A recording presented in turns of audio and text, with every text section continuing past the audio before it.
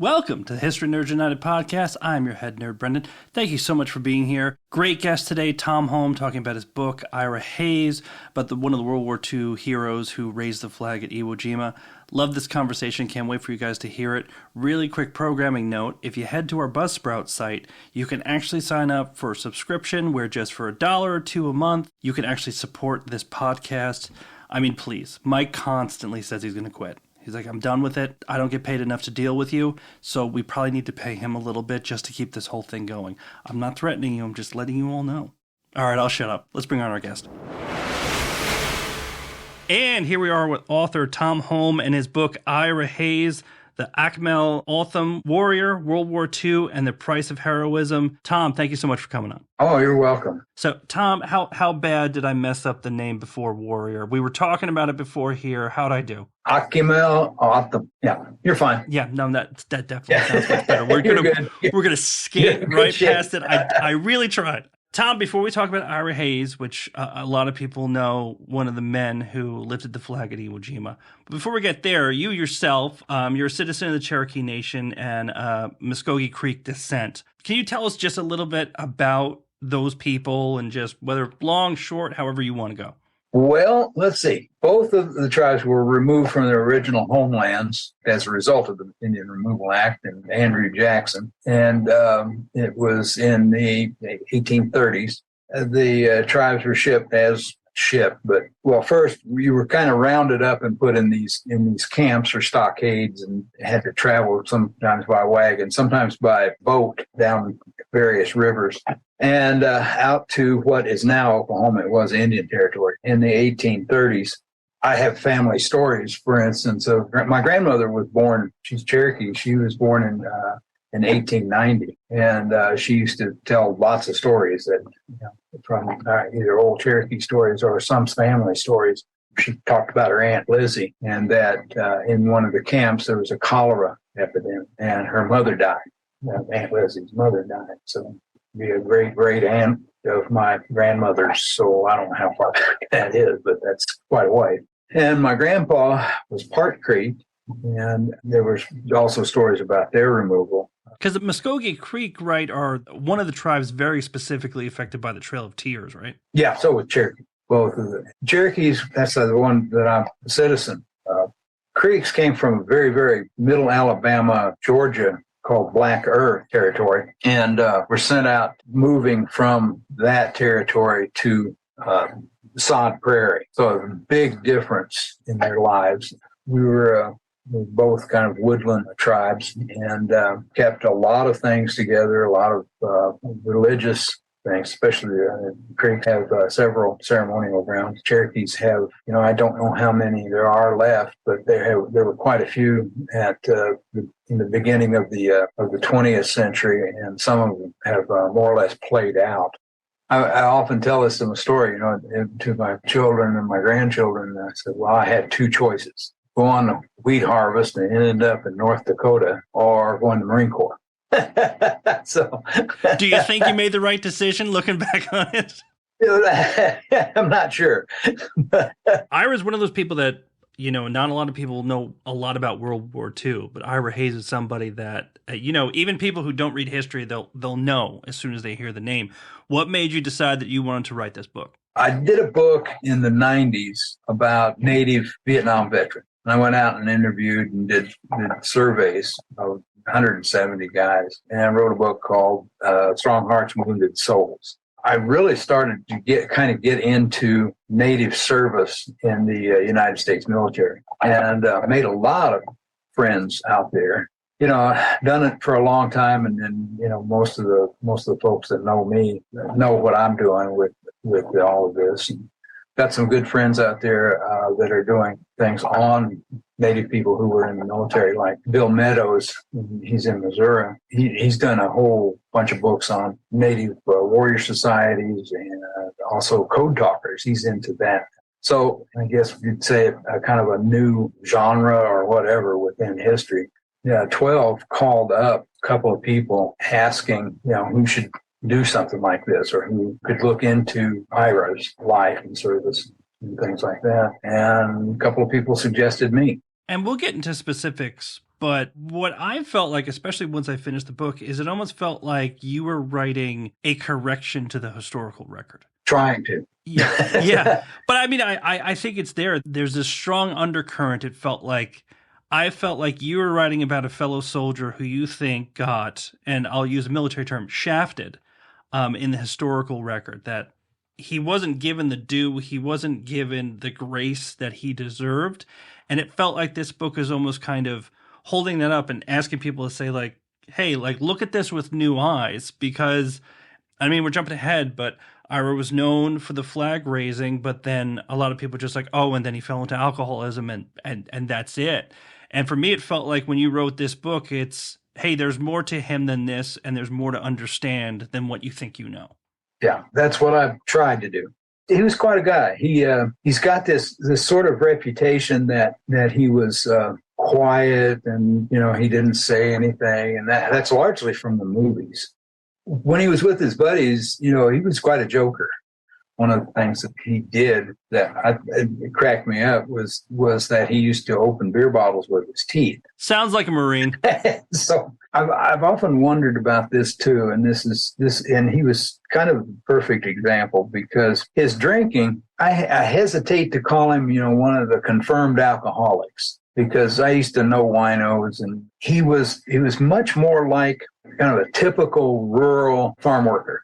You go out there and you do this labor, intensive labor, and I hauled hay and I picked stuff and all this kind of stuff, and it's really, really difficult. I mean, you're out in the field, 10 hours a day and stuff like that, and you go have a few drinks on the weekends. I mean, you earned it, right? You worked hard all week. Yeah, and that was one of the things that Ira did. I would classify him doing what I did after I got back, and that's kind of binge drinking. And you could show up at work and do your thing all week and then hit a few bars afterwards. The thing about it is that he got busted all the time because he was a brown person out there getting drunk. And at that time, in the late 40s and early 50s in Arizona, that was, a habit that the cops would stop a drunk white guy, hand him a citation, and then they would stop a guy who doesn't look like them, typically a brown guy, and haul him off to jail. There was reported that Ira had been arrested for drunken disorderly 50 times in the span of 10 years. And I'm saying, wait a minute, that's 5 times a year. They really liked to bust Ira. What would growing up for him look like? Where he was, who he looked like? What would the years before he joined the service look like? It was a rugged upbringing. His parents were born, I think it was 1901 and 1902. And they were born during a time that there was a real famine that was on that reservation, caused primarily by actually the theft of water. Ira's people had been probably among the most sophisticated farmers around. They had irrigation systems in the whole shop, mainly off that river. Akimel means river. O'odham means people. When the Americans started to come in, the water was siphoned off through various means. To this very day, they're trying to get the water back. I mean, there was just a big Supreme Court case just a few weeks ago, right, on this specific subject. Yeah, well, especially on treaty rights and stuff like that. That's true. It hasn't really been resolved. I try to put this in kind of a context. There's a guy who was a student at one time, Dave DeYoung, who's a student at the University of Arizona, has done magnificent work on the river and siphoning off of the river, and both the Gila River and the Salt River. Another guy that you have to acknowledge is Dave Martinez.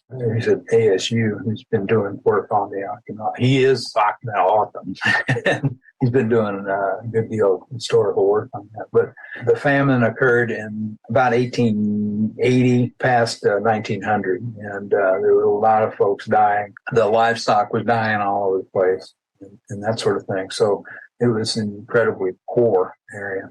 Ira himself him and the rest of the kids were doing really difficult labor, trying to farm, trying to take care of livestock and this kind of thing. And then he joined the Civilian Conservation Corps, the Indian Division. They even set aside the Indian Division. And then for Ira, kind of at the beginning of World War II, he grows up in a terrible environment. There would be a lot of reasons to not be a huge fan of the American government. So, he signs up to become a Marine for World War II. How much of that was he wanted to get out of what he was doing, right, out of the CCC? How much of it was patriotism? What really drove him to join the Marines for World War II? Well, the Akimel O'odham themselves had kind of a long military tradition. A lot of that is the first Arizonan, for instance, who was killed in World War I, was Akimel O'odham by the name of Matthew Wan. The O'odham fought with the Americans against the Apaches and other tribes. And like I said, I have a long military tradition. We were part of the Indian Scouts. One of the things, too, is that the Indian schools at the time, taught this brand of nationalism, especially after the war, World War II started. Every day they got up and sang military songs and things like that. And that was going on for quite a while. Plus, his Presbyterian background was very much into the idea of service and, serving not only God, but your country and things like that. And so it's a blend of things, I think, that Ira got caught up in. His own culture, the places that he was educated. He was educated in a Presbyterian. Plus, the Indian schools at the time, and it's kind of interesting because I don't think there would be very many high schools that do this, but the Indian schools at the time, they actually had recruiting at the schools themselves. There was a famous company, that 45th Division in World War II, that fought in Italy. I think they had 2 or 3 companies that were all Indian companies within the 45th Division. It was very much a part, I guess, of the mentality and culture at the time. I mean, it's very complicated when I try to think about somebody like Ira going into these units too, because you're talking about, World War II, there were still, semblances of segregation depending on who you were and things like that. And then, for one thing, then you point this out in the book, they called him chief. And he really didn't like that, right? Because it's at some point, there may be a part of it that people are trying to be cute. They think it sounds cool or something like this, but it's also kind of insulting. But I remember I read a book on World War I where it pointed out that in World War I, the Germans were afraid of American Indians because they literally thought they were somewhat magical, that there were these special types of warriors. I can never understand, but, Ira's there. He's part of the group. He wants to be part of the group. You and I both know you get in the military, you want to just blend in. Don't stand out. It's a bad thing.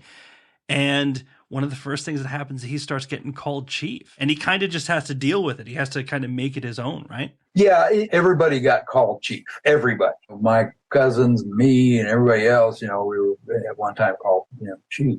And I think that it bothers you, but at the same time, it's a way in. I think that the military, what it does, especially the Marine Corps, the Navy, and the Army, it seems like the Air Force and the Navy don't do this, but very, very much this whole idea of team is part of that. And so I think that, he grew up with a community orientation, is that it wasn't just him going out and taking care of the livestock. It was his brothers and sisters and cousins, and it was a communal thing. So as you grew up, pick the cotton, pick this, pick that, as an age group. And I think he grew up like that, and he saw in the Marine Corps the same thing. And he had these real, real good friends that he interacted with. They were all separated and all scattered every once in a while. Then he would make more of them, but a good number of them. He was portrayed by Tony Curtis in The Outsider movie as a kind of a bumbling guy. He was one of the Marines who got into parachute training, and that took a lot. He was no bumbler. He was athletic, and he was, a really solid kind of team player and Marine. And I think that the whole business about the team player comes from his upbringing. Back in Oklahoma, the Cherokees have a thing called Gadugi. And what that is it's a working group, a group that goes together to do all various kinds of things, help the neighbors out, or slaughter hogs, or doing all kinds of things like that. And I think that's the way it more or less worked. And you point out, too, he joins that parachute unit. and then gets pulled out of it right before everything happens, Iwo Jima and all that stuff. And you said that was something pretty traumatic for him because, like you said, the community, whatever it is super important. And then he's in the middle of war, and then he's pulled out of the community that he's built and kind of made his name in, right?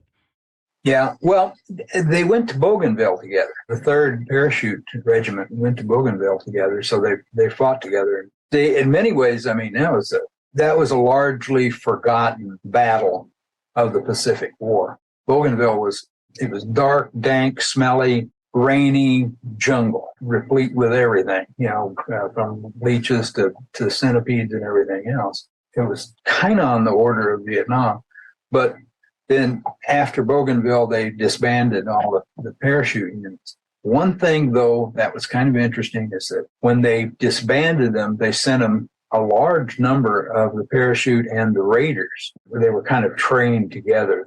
The way it ended up is in the 5th Marine Division, when they formed it at Camp Pendleton in late 44, they put a lot of the parachute guys and the raiders in that division. So he knew some folks from the parachute stuff and then from the raiders, and they were in his company, and his squad leader, I think, Mike Strank, he was killed, and I think that he was a parachutist, and there were a couple of raiders in his squad. This kind of elite group, they got disbanded, come together at Iwo. And having the different units ends up pretty interesting when we talk about the very famous raising of the flag at Iwo Jima. 2 things very interesting I don't know that everybody knows is that, first of all, that was not the first flag raising. And number 2, right away, especially for a very long time after, we didn't know exactly who was doing it. We didn't know the names of all of the soldiers that were doing it, right? They didn't actually come up with the names of the 6 in that photograph until 2019. They had to cut out some guys that everybody thought was in there. The first one that had to be brought in that was excluded was actually, it was because of Ira. His friend was Harlan Block, and Harlan was killed on Iwo. Harlan was the guy who was actually shoving the flag into the ground when everybody else was raising it. This pole was a big, heavy lead pipe. So Harlan was the one that was guiding it in.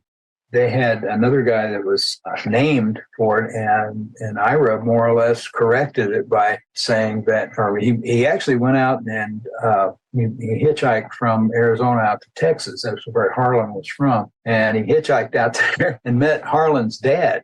And he told Harlan Block's dad that it was Harlan who was doing it, not this other guy. So his dad then told his mother, and Harlan's mother said, "I knew it was him all along. I knew it was his butt. I changed that boy's diaper, and I knew it was him." So now the last 2 guys that were a guy named Harold Schultz. He was alive, and he helped raise. I think it was either the Discovery Channel or the History Channel that really looked into this, who was in the picture and who wasn't. And so Schultz finally got added, and then the last guy was a guy named Keller that was added to it.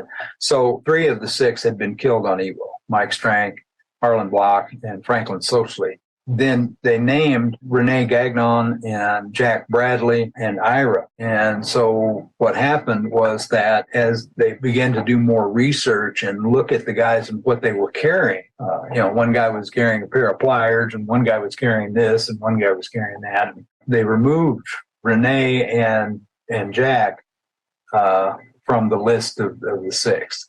Basically, the only one that anybody really knew of who was actually in the photograph was Ira. And ironically, and this is really interesting, Ira wanted nothing to do with this, right? The picture, it went fast, it exploded. I mean, it was, to put it in today's terms, viral.